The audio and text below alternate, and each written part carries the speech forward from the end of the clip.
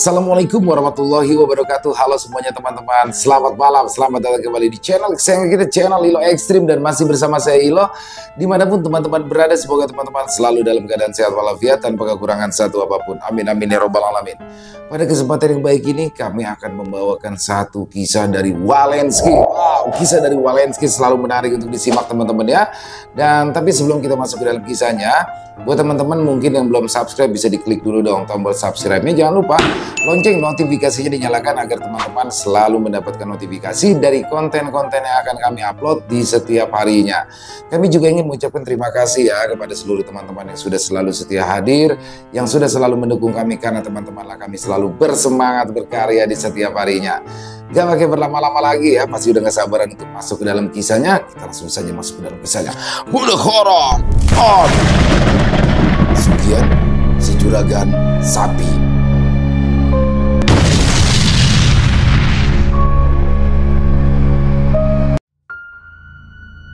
Prio dan Citra sedang sibuk menata barang yang terkunjung beres. Sudah hampir seminggu ini mereka menempati rumah kontrakan yang baru, tidak terlalu besar, tapi cukup untuk mewadahi mimpi mereka merintis masa depan. Mas, lukisan ini sengaja kamu bawa ya? Tanya Citra. Prio seketika tersenyum sambil menoleh. Citra memanggilnya Mas. Ya, sejak mereka resmi menikah, dan panggilan itu terdengar merdu setiap kali Citra mengucapkannya. Iya, itu kan lukisan ibumu. Kita memang akan memulai hidup yang baru, tapi setidaknya ada kenang-kenangan dari orang tuamu, jawab Prio, lalu memasang lukisan itu pada dinding. Dia cantik ya, puji Citra sembari memandangi sosok ibunya. Dalam lukisan itu, baju adat Jawa yang dikenakannya membuatnya terlihat anggun bak putri raja. Iya, mirip sekali denganmu. Wajah Citra mendadak sendu, seolah ada duka yang menggantung di kelopak matanya. Kenapa? Prio bertanya. Aku sedih. Sampai sekarang aku belum ingat apa-apa soal bapak dan ibu. Sabar ya, nanti lama-lama juga ingat. Yang pasti, bapak dan ibumu sayang banget sama kamu. Citra ternyuh. Prio selalu punya cara untuk menenteramkan hatinya. Dia merasa bersyukur bisa dicintai seorang lelaki sebaik Prio. Lalu datang Bu Prapti dengan membawakan kantong belanjaan di kedua tangannya. Dahinya penuh keringat. Wanita itu nampak lelah. Capek juga. Pasar di sini lumayan jauh, beda sama di sana, keluh Bu Prapti sambil mengipasi wajahnya dengan telapak tangan. Melihat tampang ibunya yang begitu, Prio menjadi kasihan. Bu, kan aku udah bilang, ibu itu kalau mau ke pasar biar aku aja yang antar. Dari dulu kan juga begitu. Ibu ingat gak? Dulu ibu kan selalu minta diantar untuk beli Shh. Bu Prapti mendelik, memberikan isyarat agar Prio berhenti bicara. Prio bagai tersadar lalu melirik Citra demi melihat respon istrinya itu. Untunglah Citra seperti tidak menyimak. Dok, kamu mau ibu masakin apa? Tanya Bu Prapti mencoba mengalihkan perhatian, tapi bukannya menjawab, Citra malah langsung menenteng semua barang belanjaan itu ke dapur. Biar aku aja yang masak, Bu. Loh, jangan, cegah Bu Prapti buru-buru. Kenapa? Sekarang kan aku anak ibu, bukan majikan ibu lagi. Sudah sewajarnya aku yang masak dong. Memangnya kamu bisa? Prio menimpali dengan nada mencibir. Citra pun seketika mendelik lalu membalas sewot. Ya bisa lah, semua orang aja sih kamu kalau ngomong. Prio tertawa. Tingkah Citra mengingatkannya pada kenangan masa remaja. Citra memang paling tak suka diremehkan. Dia akan langsung beradang membela diri dengan sengitnya.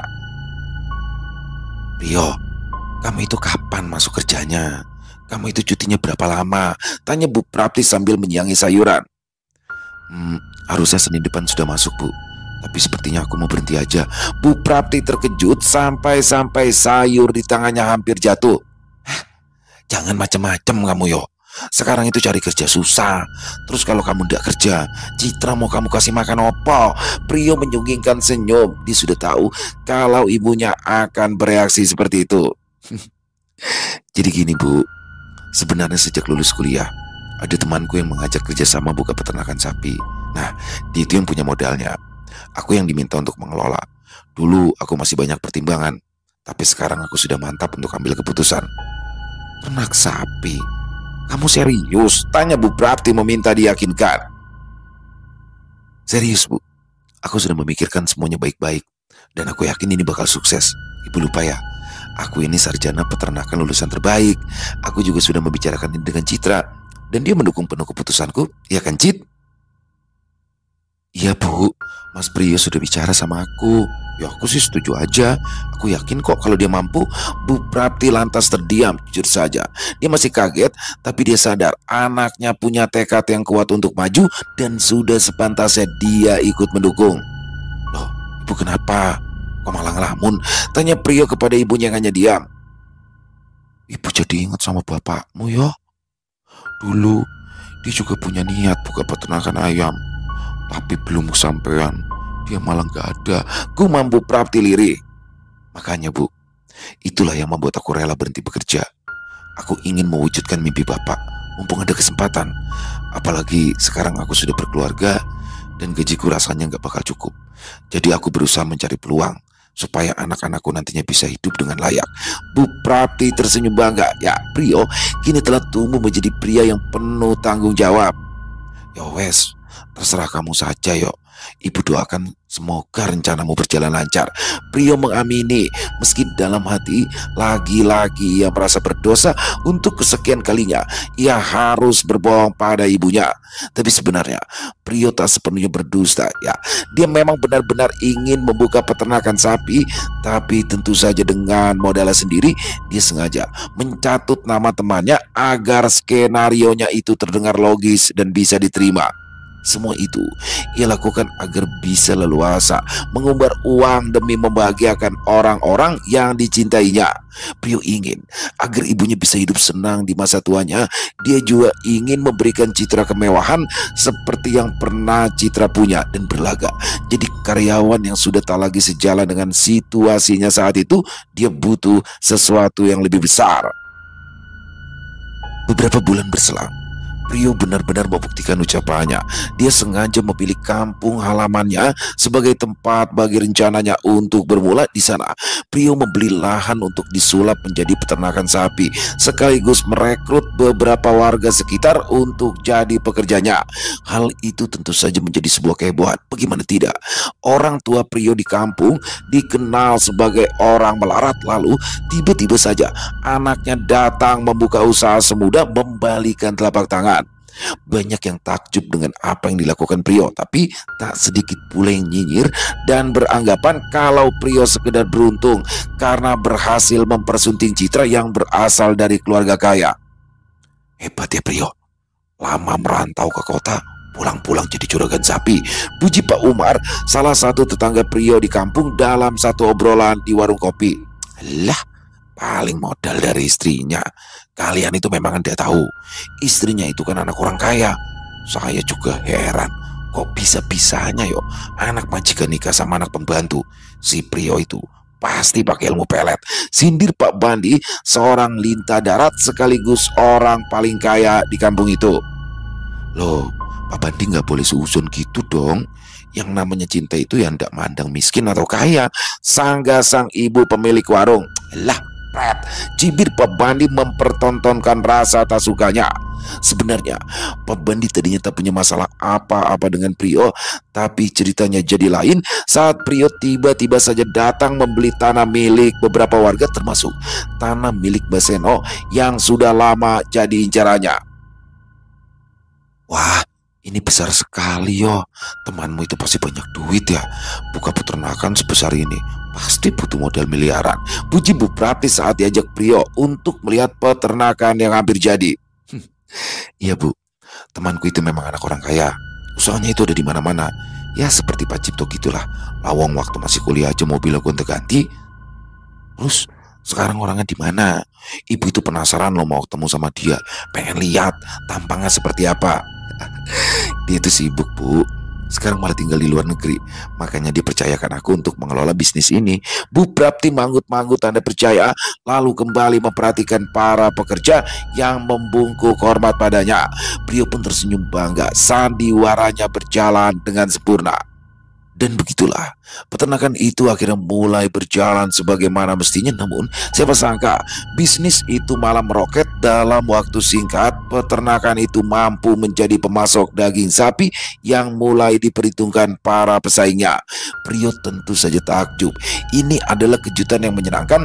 Peternakan yang sejatinya hanya dijadikan kedok penyamaran bagi uang haramnya itu ternyata malah menjadi bisnis yang menguntungkan. Luar biasa. Ini setelah rencana awal berjalan mulus, Prio berancang-ancang untuk melangkah ke tahap berikutnya. Ya, dia akan hijrah ke rumah lamanya di kampung yang sudah ia pugar sedemikian rupa hingga jauh lebih layak dan nyaman untuk dihuni. Bukannya Prio mau sok pamer merenovasi rumahnya menjadi sebagus itu, tapi apa salahnya? Toh rumah itu adalah warisan bapaknya. Lagi pula dia sudah jengah selama ini harus mondar-mandir ke kampung demi untuk mengurus peternakannya. Dia ingin tinggal menetap bersama Citra, menghabiskan hari-hari hingga menua. "Mas, ini kamar kita," tanya Citra sembari memandangi kamar luas yang ada di depan matanya. "Iya, kamu suka?" Citra mengangguk puas. Bu Prapti pun tak kalah sumringah. Dia tak pernah menyangka kalau bisa pulang dengan kepala tegap. Padahal dulu dia dan suaminya pergi hanya berbekal tekad dan mimpi kosong. "Kalau yang itu kamar apa yo?" tanya Bu Prapti sambil menunjuk ke sebuah kamar yang dulunya adalah gudang barang bekas. "Oh, kalau itu adalah ruang kerjaku, Bu. Nanti aku kerjanya di dalam situ," sahut Prio dengan alasan yang sudah ia siapkan. Tentu saja dia tak mungkin katakan yang sebenarnya. Dia tidak mungkin bilang kalau itu adalah kamar khusus pemujaannya pada sang iblis. Waktu pun berlalu tanpa terasa. Pelan tapi pasti, Prio menjadi orang yang cukup punya nama di kampungnya. Tapi semakin tinggi sebuah pohon, semakin kencang pula angin yang menerpa. Suatu pagi, para pekerja terkejut ketika mengetahui sejumlah ternak yang hilang dicuri orang. Tentu saja Prio kaget. Bagaimana bisa pencuri itu menyelinap masuk lalu mencuri beberapa ekor sapi tanpa ada yang tahu? Banyak yang menyarankan agar Prio melaporkan kejadian itu pada pihak berwajib, tapi Prio enggan memperpanjang masalahnya. Dia memilih untuk mengikhlaskan sapi-sapinya itu. Dia pikir mungkin saja ini adalah perbuatan orang-orang yang terdesak akibat kalah oleh keadaan. Tapi sial, Prio salah sangka. 2 minggu kemudian kejadian yang sama kembali terulang. Namun kali ini sungguh keterlaluan. Para pekerja kembali terkejut ketika mendapati sejumlah sapi lagi-lagi lenyap dan hanya menyisakan isi perutnya yang sengaja ditinggal oleh para pencuri yang diduga lebih dari satu orang. Prio kaget bercampur marah. Ini benar-benar tak bisa diterima. Bagaimana bisa para pencuri itu menyembeli beberapa ekor sapi hanya dalam waktu 1 malam, bahkan meninggalkan sisanya seolah tengah melecehkannya. Seharian itu Prio berdiam diri di ruang kerjanya. Bahkan Citra dan Bu Prapti tak berani masuk karena takut mengganggu. Prio yakin kejadian ini bukanlah perkara percurian biasa. Dia menduga ada motif lain di balik semua ini. Pada akhirnya, demi menghindari terulangnya kembali kejadian yang sama, Prio meminta para pekerjanya untuk jaga malam secara bergantian, dan cara itu terbukti efektif. Selama beberapa hari, situasinya terbilang aman. Tapi beberapa hari setelahnya, kembali terjadi peristiwa yang jauh lebih menggemparkan. Tapi kali ini kejadiannya bukan di peternakan Prio, melainkan di tempat lain. Pagi itu, Pak Bandi serta beberapa orang ditemukan tewas di tengah sawah dengan usus terburai dan leher yang menganga tersayat benda tajam. Tapi jasad Pak Bandi lah yang paling beranak. Kepalanya hilang tak kemana. Penduduk pun seketika gempar. Polisi pun cepat datang untuk olah tempat kejadian perkara sekaligus mengevakuasi jasad para korban. Para penduduk kasakusuk menyaksikan sambil berduga-duga. Orang macam apa yang tega berbuat sesadis itu? Lalu apa salah dari Pak Bandi dan para korban hingga harus dihabisi dengan cara yang amat brutal? Prio yang ikut menyaksikan pun bergidik ngeri bercampur heran. Di antara jasad para korban ada Yanto dan Anwar, 2 orang yang kebetulan bekerja di peternakannya. Hingga tengah malam, Prio masih duduk termenung di dalam ruang kerjanya. Apa yang dilihatnya tadi menimbulkan sebuah prasangka. Ya, diingat betul. Dia ingat betul luka sayatan itu. Tapi apa mungkin Selama beberapa hari, peristiwa mengerikan itu masih menghantui penduduk kampung. Bagaimana tidak, sang pembunuh diyakini masih berkeliaran di luar sana. Bisa jadi dia adalah seorang psikopat yang haus akan darah. Dan imbasnya bila malam tiba, kampung mendadak sepi. Para penduduk memilih berdiam diri di dalam rumahnya. Tak ada yang berani keluar bila tidak terpaksa. Prio sebenarnya punya keresahan yang sama. Apalagi peternakannya sempat disatroni maling sampai 2 kali. Tapi untuk malam ini, diabaikan semua itu. Ini adalah malam yang istimewa. Sang Dewi Malam sedang bulat sempurna. Waktunya bagi dia untuk kembali menantikan kehadiran junjungannya. Nyaris tengah malam, Prio keluar dari kamar tidurnya, meninggalkan Citra yang sudah terlelap di atas tempat tidur. Dia pergi menuju ruangan kerjanya, lalu menutup pintunya rapat-rapat. Di situ, Prio diam berhikmat, melewati detik demi detik yang terasa lama. Sang iblis tak pernah minta disuguhi segala macam saji dan dupa. Dia hanya minta Prio untuk diam bersila, tak ubahnya abdi yang menantikan kedatangan sang raja. Prio menunggu penuh konsentrasi karena tak ingin terkecoh. Sang iblis bisa datang kapan saja, juga dalam bentuk yang berbeda-beda. Dia pernah datang menyerupai Bu Prapti, dia pernah hadir menyerupai Citra, bahkan dia pernah muncul dalam wujud wanita yang ada di dalam lukisan. Tepat pukul 1 dini hari, mendadak ruangan jadi terasa panas. Dahi Prio sampai mengembun, punggungnya pun berangsur basah oleh keringat. Dinginnya hawa malam seolah tak berarti apa-apa. Untuk sesaat suasana jadi hening. Waktu seakan terhenti, hingga tiba-tiba saja terdengar suara pintu yang diketuk dari luar. Tok tok tok, tok tok tok. Prio langsung pasang telinga, menunggu si pengetuk pintu memanggil namanya, namun hening. Tak ada suara apa-apa. Dada Prio seketika berdebar-debar. Kalau memang itu benar-benar ibunya ataupun Citra, sudah pasti akan memanggil meminta izin untuk masuk. Tapi kalau hanya diam, artinya cuma ada satu. Prio melangkah mendekati pintu, kemudian berhenti tepat di depannya. Sebentar dia mengatur nafas agar rasa gugupnya sedikit terkurangi. Klek. Prio membuka pintu pelan-pelan.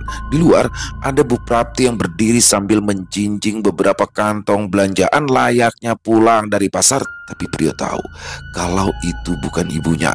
Tanpa diminta, sang ibu melangkah masuk melewati Prio yang menunduk memberikan hormat. Prio menutup kembali pintunya rapat-rapat. Kemudian diam berdiri menunggu perintah selanjutnya.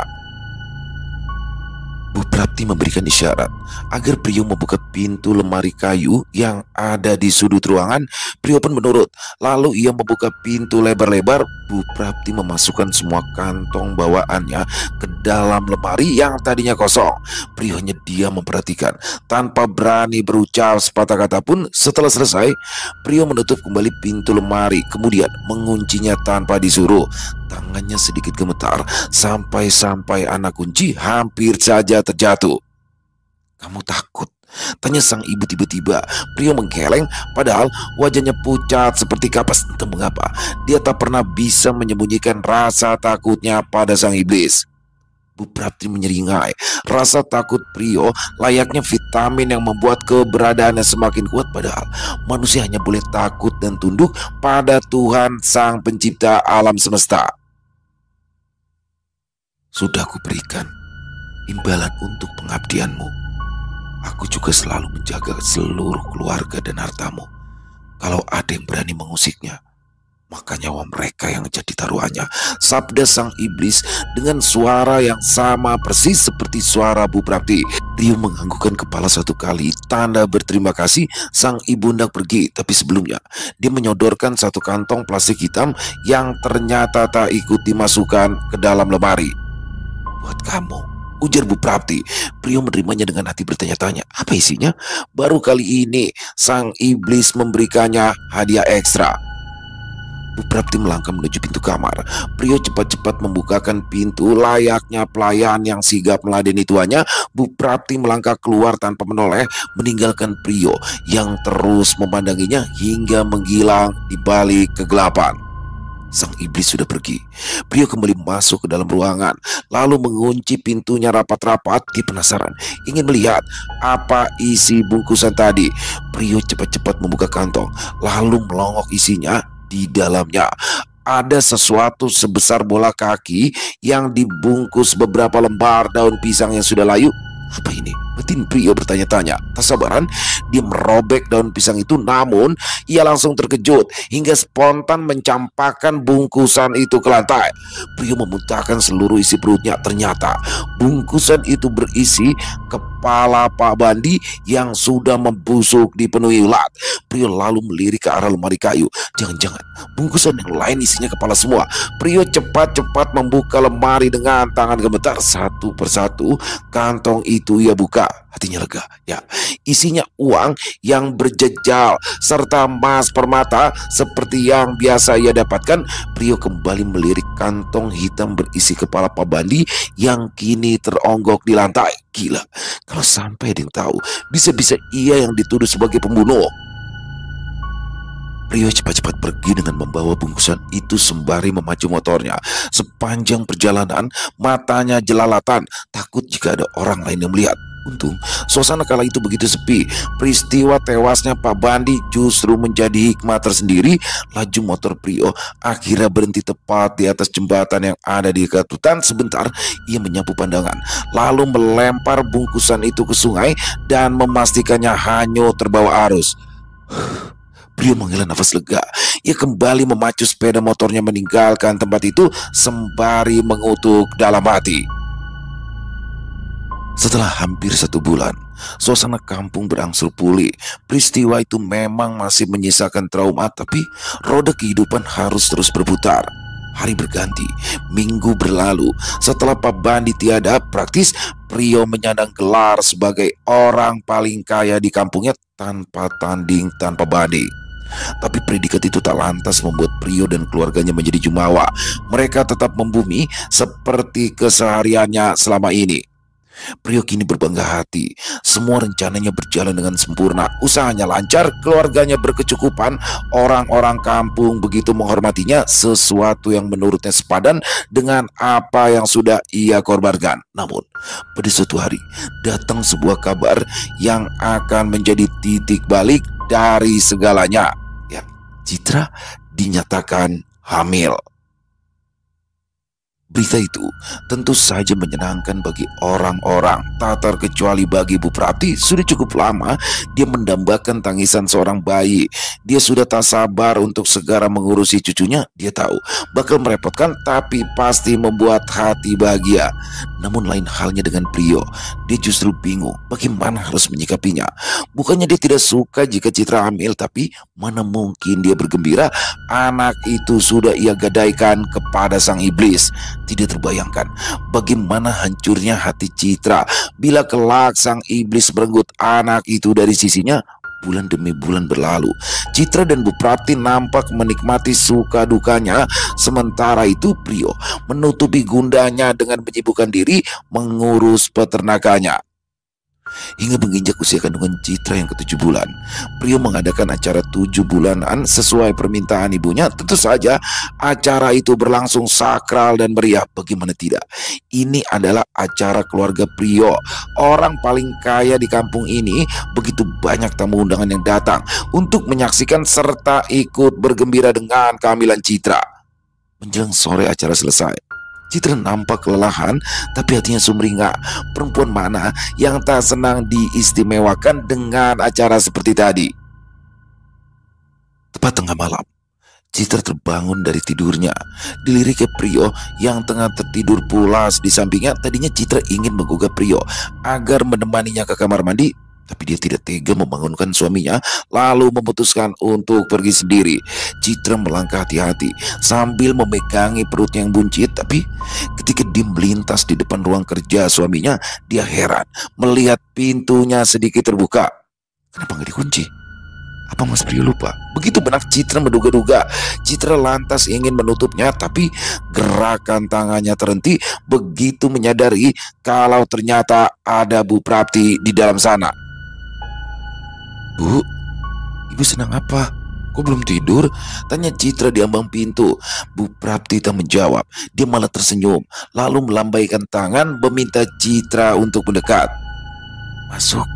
Sejenak Citra ragu-ragu. Selama ini Prio tak pernah membiarkan siapapun masuk tanpa seizinnya, tapi ini yang meminta adalah Bu Prapti. Masa ia harus menolak? Citra lalu memutuskan untuk masuk. Dia berpikir ibu mertuanya ini pasti sudah mendapatkan izin lebih dulu. Lagi pula sejak dulu dia heran dengan aturan suaminya. Kenapa harus minta izin lebih dulu hanya untuk masuk ruang kerja? Ada apa, Bu? Tanya Citra yang kini sudah berdiri tepat di depan Bu Prapti, tapi bukan menjawab. Bu Prapti malah menyeringai sambil menatap lekat-lekat perut Citra. Pasti rasanya manis, ujar Bu Prapti dengan mata berkilau. Suaranya pun terdengar parau dan aneh. Manis? Manis apanya? Tanya Citra tak mengerti, tapi bukan menjawab. Lagi-lagi Bu Prapti hanya tersenyum yang membuat Citra justru jadi merinding. Tiba-tiba Bu Prapti menyodorkan sesuatu ke tangan Citra. Citra seketika mengernyitkan dahi, tapi demi rasa hormatnya Citra menerimanya meski hati bertanya-tanya. Telan pintu Bu Prapti. Permintaan itu jelas membuat Citra semakin heran. Makan kembang. Begitu Citra membatin sambil memandangi 3 kuntum bunga sedap malam yang kini ada dalam genggamannya. Ayo, pinta sang ibu lagi. Meski ragu, namun Citra tak berani menolak. Lagi pula apa salahnya? Ini cuma kembang. Selama ini Bu Prapti sudah begitu baik padanya. Kalau memang ini bisa menyenangkan hati sang ibu, tentu akan ia lakukan. Dan akhirnya, tanpa banyak bicara, Citra melumat ketiga kuntum bunga itu satu persatu. Tapi rasanya sedikit aneh, bercampur anyir dan bau amis yang naik sampai ke hidung. Sementara sang ibu terus memperhatikan dengan tatapan penuh misteri. Bau amis itu akhirnya membuat Citra menjadi mual.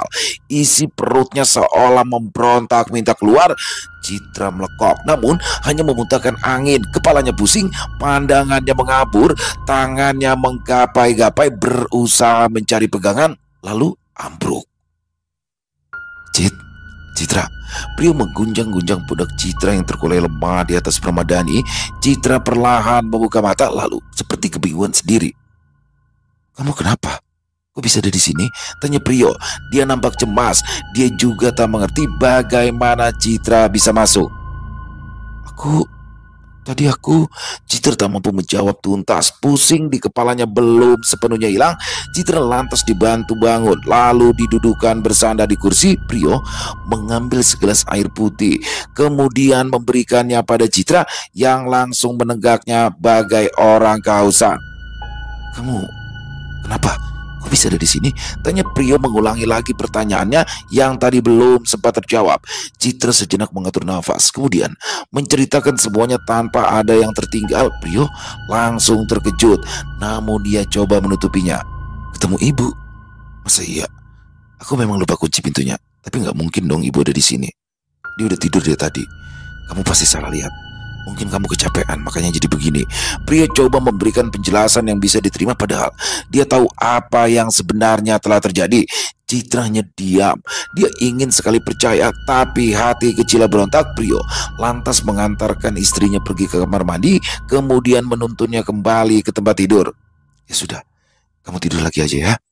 Baca doa dulu biar nggak mimpi yang aneh-aneh, ujar Prio menasehati sambil mengusap-usap punggung istrinya. Setelah memastikan Citra tertidur pulas, Prio pun segera kembali ke ruang kerjanya. Sejenak, ia memandangi setiap sudut ruangan seolah tengah mencari sesuatu. Aku minta kamu jangan ganggu Citra. Memangnya kamu tak puas? Selama ini sudah membuatnya menderita. Maki Prio entah pada siapa. Lalu Prio diam, seolah tengah menyimak jawaban yang hanya bisa didengar sendiri. Kemudian dia kembali berkata seakan-akan punya lawan bicara. Kamu tunggu aja sampai waktunya tiba. Aku tidak bakal ingkar janji. Tapi sekali lagi aku minta, jangan ganggu Citra, ujar Prio lalu pergi meninggalkan ruangan itu. Dia tidak tahu apakah permintaannya itu bakal dituruti, tapi setidaknya dia sudah menegaskan kalau dia tak suka diteror semacam itu. Sejak kejadian itu, Prio terus mengawasi Citra sebisa mungkin. Dia selalu ada di dekat istrinya. Prio tahu kalau sang iblis sudah memberikannya peringatan dan dia takut kalau Citra sampai kesurupan seperti dulu. Apa jadinya nanti? Tak bisa ia bayangkan. Citra kejang-kejang dengan perut yang membuncit akan menjadi sebuah kehebohan tersendiri yang justru bisa membongkar rahasianya selama ini. Sementara Citra sudah melupakan kejadian itu, dia lebih memilih untuk menikmati setiap momen menantikan kelahiran anaknya ketimbang memikirkan hal yang bukan-bukan. Hari demi hari Prio lalui penuh kecemasan, hingga pada akhirnya tibalah waktu yang dinanti-nanti. Hari itu Citra tengah berjuang di ruang bersalin dengan ditemani Ibu Prapti, sementara Prio menunggu di luar dengan perasaan yang saling tumpang tindih. Tak lama kemudian sang bayi akhirnya lahir. Dengan tangisan yang keras, Bu Prapti bergegas keluar dari ruang bersalin demi menyampaikan kabar gembira. "Yo, anakmu lahir laki-laki," pekik Bu Prapti kegirangan. Prio spontan sunggingkan senyum, padahal dalam hatinya meratap pilu. Dia merasa seperti penjahat yang tega membunuh darah dagingnya sendiri. Tapi semuanya telah terjadi. Tak ada gunanya menyesali dosa besar yang secara sadar telah ia perbuat. Prio menarik nafas panjang, berusaha memasang wajah senang, lalu melangkah masuk untuk menjumpai anak dan istrinya. 2 hari kemudian, Citra pulang bersama bayi dalam gendongannya. Hatinya berbunga-bunga. Hari itu dia merasa menjadi wanita yang utuh. Sementara Prio yang mendampinginya berusaha terlihat riang. Tak henti-hentinya dia mengumbar senyum palsunya pada setiap orang. Bahkan beberapa hari setelahnya ia mengadakan acara syukuran pemberian nama bagi anaknya agar semuanya terlihat wajar di mata umum. "Bayu, anak ibu," ucap Citra sembari menimang-nimang anaknya yang diberi nama Bayu. Prio tersenyum getir. Ya, dia memang berjanji untuk membahagiakan Citra, tapi apa yang disaksikannya kini justru membuat hatinya bagai terkoyak. "Mas, tolong gendong Bayu bentar dong, aku mau kamar mandi," pinta Citra lalu menyerahkan anaknya pada Prio. Prio menerimanya dengan perasaan campur aduk. Selama ini dia enggan menyentuh anaknya. Bukannya dia tak mau, tapi dia sengaja menghindari terjalinnya ikatan rasa yang justru akan membuat perpisahannya nanti jadi semakin berat. "Maafkan Bapak ya, Yu," ucap Prio lirih dengan mata yang mulai basah.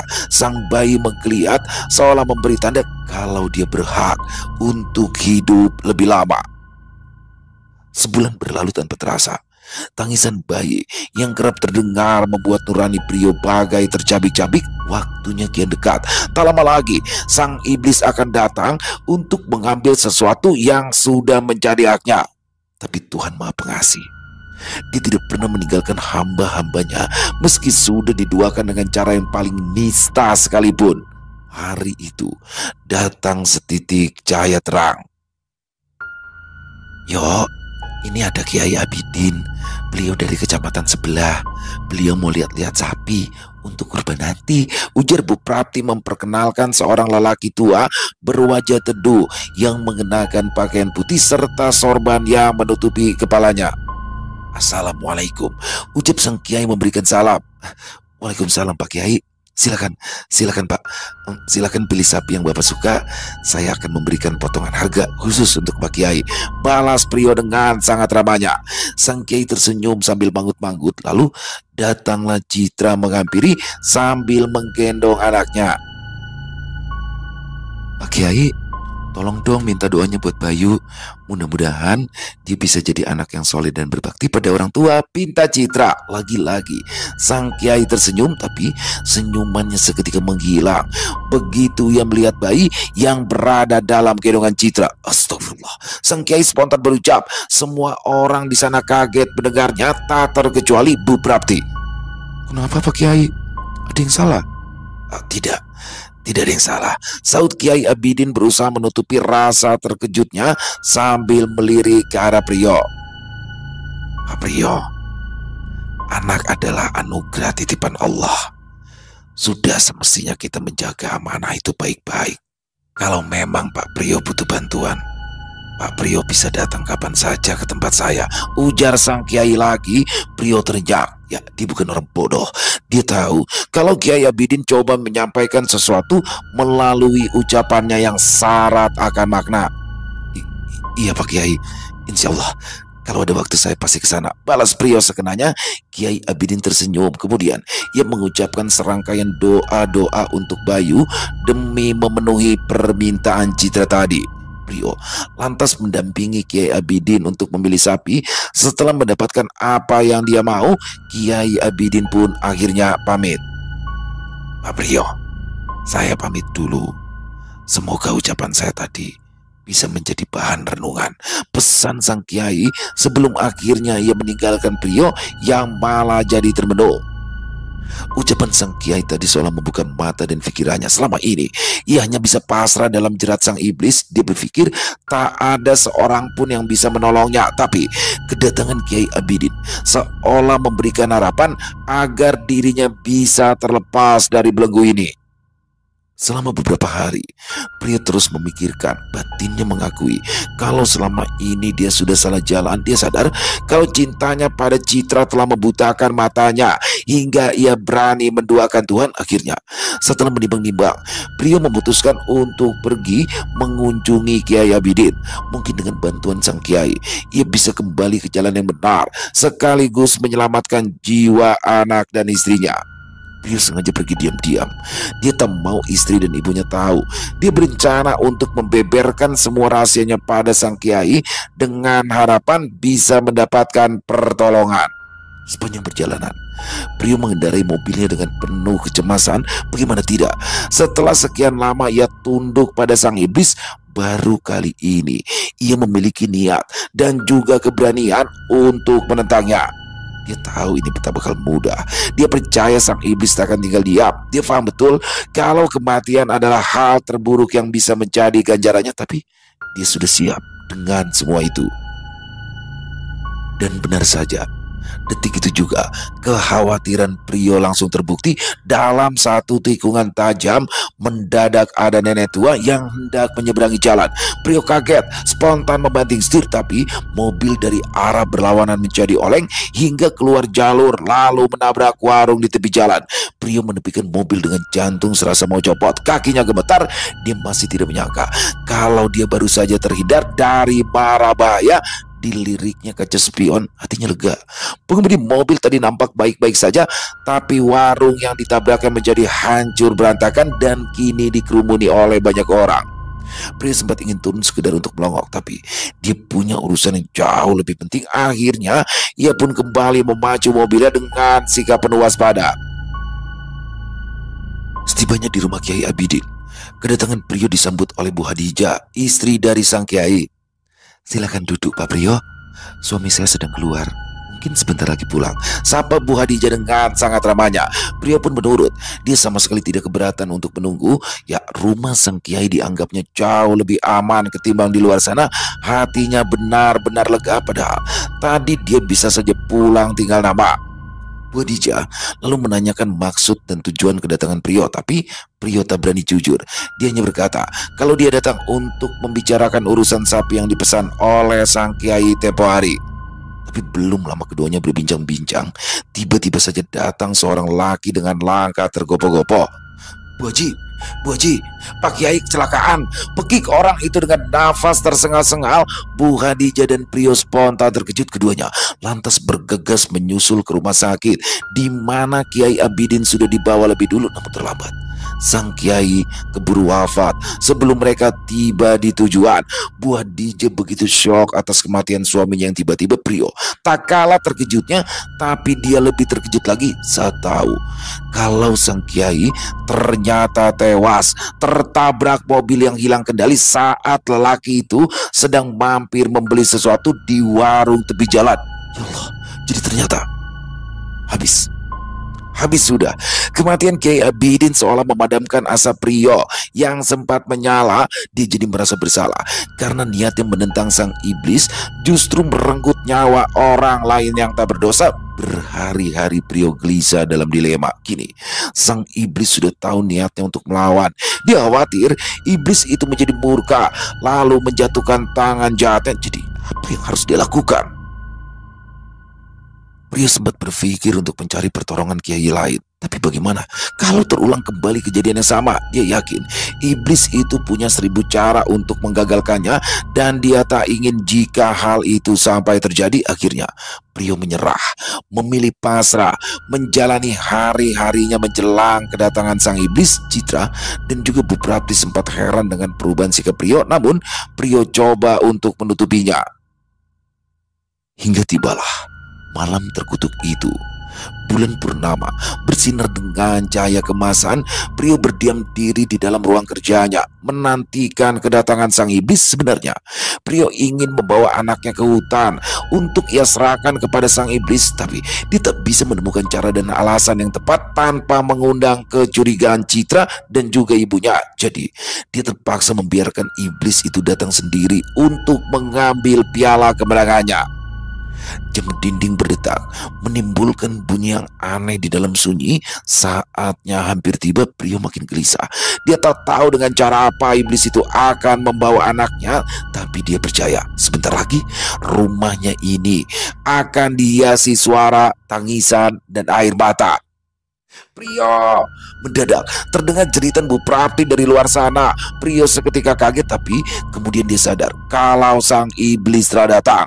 Prio lalu keluar dari ruang kerjanya, siap memerankan adegan drama layaknya aktor ternama. Bahkan bila perlu, dia akan mencucurkan air mata. Ada apa, Bu? Tanya Prio setengah berlari menghampiri ibunya. Bayu sama Citra hilang. Pekik Bu Prapti panik kebingungan. Astaga, Prio tersentak kaget.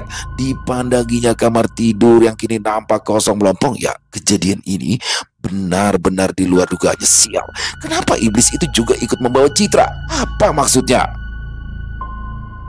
Prio kemudian bergegas pergi memacu mobilnya. Dia sudah tahu kemana dia harus menuju. Sementara itu ibunya diminta untuk tetap tinggal dan jangan kemana-mana sampai ia kembali.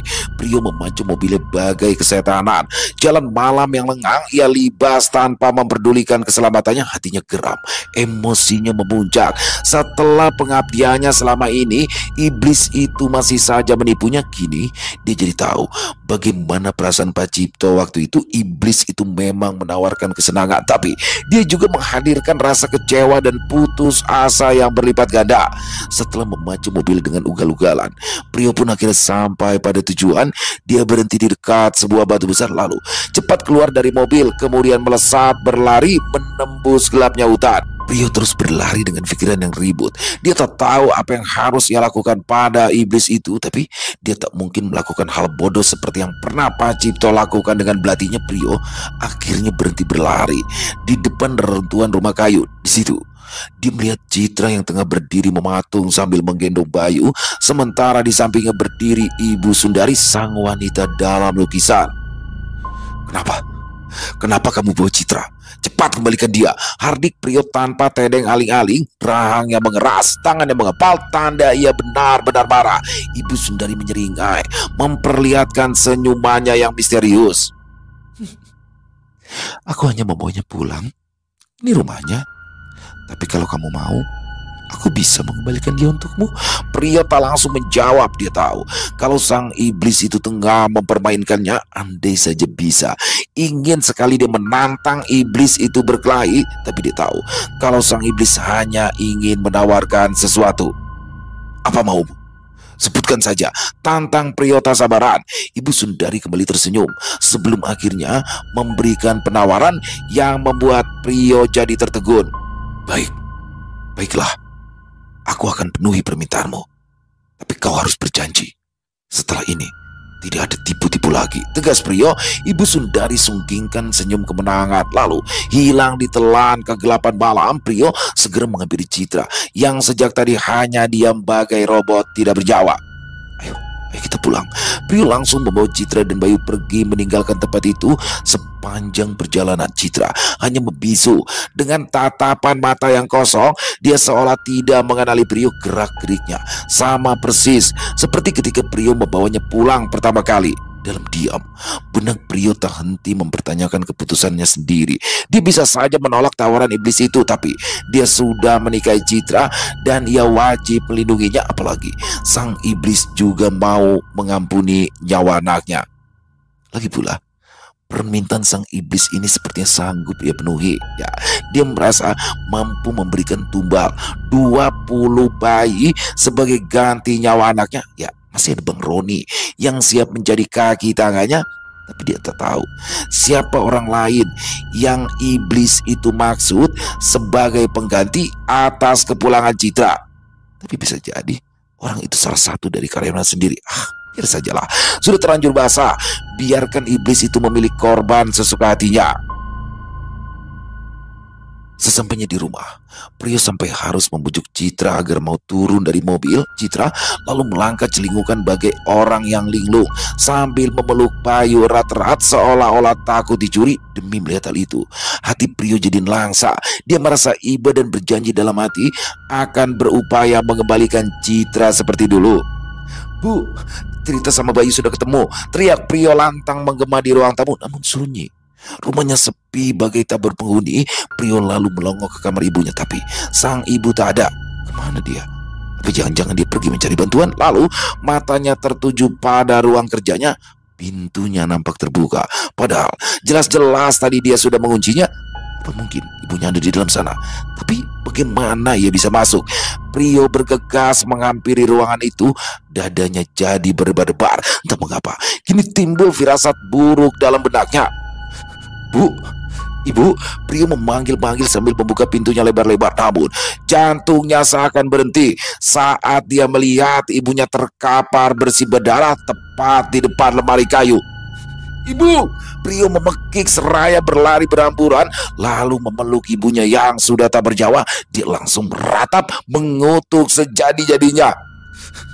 "Bangsat, kenapa kamu ambil nyawa ibuku? Kenapa?" Prio menciumi wajah sang ibu. Kini dia merasa menjadi anak durhaka. Selama ini dia berusaha untuk membahagiakan ibunya, tapi usahanya itu justru merenggut nyawa wanita yang amat dicintainya itu. Kematian Bu Prati meninggalkan duka yang teramat dalam. Setelah wanita itu tiada, Prio bagai kehilangan gairah hidup. Seluruh harta kekayaannya seolah tak berarti. Andai saja bisa, dia rela menukarnya agar bisa kembali melihat senyuman sang ibu. Ini Prio dihantui rasa penyesalan. Tak henti-hentinya ia memaki diri sendiri karena sudah terlalu bodoh. Selama ini dia terobsesi pada Citra, berusaha meraih cintanya sampai ia rela bersekutu dengan kegelapan hingga dia lupa ada wanita lain dalam hidupnya yang justru punya cinta yang tulus tanpa syarat. Kini tak ada lagi kelembutan hati sang ibu, tak ada lagi belayan sayang yang membuat hatinya menjadi tentram. Pria sadar dia sudah kehilangan harta yang paling berharga. Pria sempat berpikir untuk bunuh diri demi mengakhiri semuanya, tapi lantas ia buang jauh-jauh pikiran itu karena tak mau pengorbanan ibunya menjadi sia-sia. Dia juga tak mau kematian justru membuat Citra dan Bayu menjadi rentan tak terlindungi. Akhirnya Prio memilih untuk tetap menjalani hidupnya meski dia tak tahu kehidupan macam apa yang akan ia jalani nanti. Tapi yang pasti, perjalanannya akan penuh dengan darah dan air mata. Sekali lagi, Prio harus mengakui kemenangan sang iblis. Tapi dalam hatinya, dia berharap suatu saat nanti akan datang pertolongan Tuhan yang bisa membebaskannya dari belenggu terkutuk ini.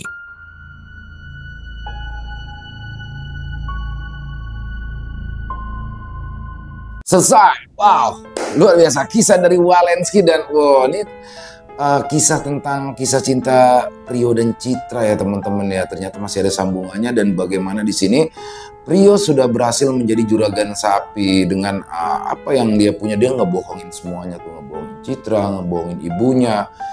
Dia bilangnya dimodalin orang, padahal itu uang dia sendiri yang sudah bersekutu dengan iblis. Tapi saya tidak membela Prio di sini ya, karena Prio melakukan itu semua pada awalnya demi menyelamatkan Citra. Dan itu Citra dengan apa ya, rasa cinta dia sama Citra sampai dia melakukan sesuatu yang sangat buruk karena rasa cintanya kepada Citra. Tapi di luar segalanya sebenarnya sih sempat kayak apa ya, keren banget nih Prio nih, cinta sama seorang wanita sampai sebegitunya. Dan ternyata Citranya kan juga suka sama Prio. tapi tetap nggak boleh ya teman-teman ya. Tidak boleh mencintai apapun, siapapun lebih daripada kita mencintai Sang Pencipta. Jadi tidak boleh menduakan. Ketika sudah menyekutukan ya, ketika dia menetapkan untuk bersekutu dengan iblis, ya itu udah dosa besar. Jadi itu tetap salah. Tapi tadinya sempat demen nih, dan semoga sih ada harapan, ada lanjutannya sih dari kisah ini ya, bisa terlepas dari jerat iblis itu. Bagaimana walaupun dia berusaha, dan endingnya nih tragis banget ya.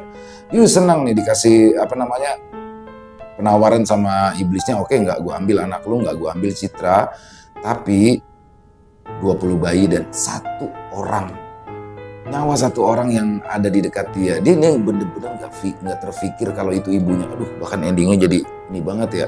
Ya seberapa besar pun cinta dia sama Citra, tetap ibu adalah ibu. Jadi ya ibu, dia rela akhirnya ibunya dijadikan tumbal. Waduh, nyesel banget tuh Rio, pasti. Dan endingnya dapet banget ya. Menurut saya juga ternyuh tuh di endingnya itu. Dan ada besar harapan saya untuk Walensky, ada kelanjutannya dari kisah ini. Bagaimana sih akhirnya nanti ya, Rio ini bagaimana sih dengan Citra ini, ataukah anaknya benar-benar bisa selamat? Karena ingat, iblis selalu penuh dengan tipu dan daya. Seperti ketika dia ingin ke rumah Pak Kiai, ternyata Pak Kiainya dihajar duluan. Aduh. Overall kisahnya keren banget. Terima kasih Walensky atas kisah luar biasanya. Dan buat teman-teman ya yang suka baca, bisa mengunjungi karya karsa daripada Walensky. Di sana kisahnya keren-keren banget ya. Dan semoga kisah barusan bisa menghibur teman-teman semua para pecinta penikmat horor misteri. Lebih khususnya lagi kepada para subscriber dari channel Ilo Extreme. Buat yang punya komentar lain, yang punya pendapat lain, bisa menuliskannya di dalam kolom komentar, ataupun hanya sekedar saling menyapa, silakan. Insya Allah kami akan menjawab satu persatu.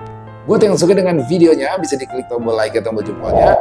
Dan buat teman-teman mungkin yang baru bergabung atau yang sudah lama bergabung tapi lupa ternyata belum subscribe, bisa diklik dulu tombol subscribe-nya. Jangan lupa lonceng notifikasinya dinyalakan, agar teman-teman selalu mendapatkan notifikasi dari konten-konten yang akan kami upload di setiap harinya.